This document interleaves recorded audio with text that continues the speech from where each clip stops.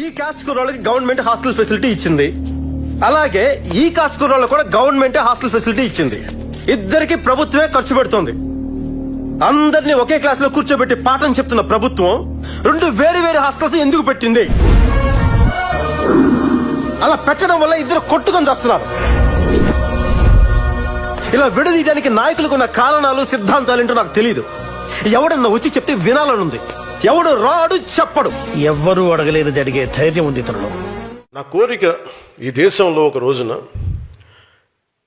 ఒక BC hostel అని కానీ, ఎస్సీ హాస్టల్ అని కానీ, ఎస్టీ హాస్టల్ అని కాకుండా పిల్లలందరికీ ఒకటే హాస్టల్ ఉండాలి. అలాంటి పరిస్థితి నేను కోరుకున్నాను.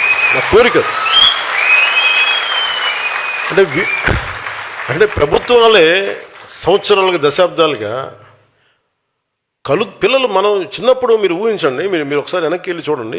మనం ఆడుకునేటప్పుడు, మన స్కూల్కి వెళ్ళేటప్పుడు మన ఫ్రెండ్స్ ఎవరు, మనం ఎప్పుడు ఆలోచించం. ఓట్లకి రాగానే అన్న ఆ వీధిలో అన్న మన దళిత సోదరులు అన్న నమస్కారం పెట్టండి అన్న, ఇటు ఇటున్నా మన కాపు సోదరులు అన్న ఇటు దండం పెట్టండి అన్న, అటు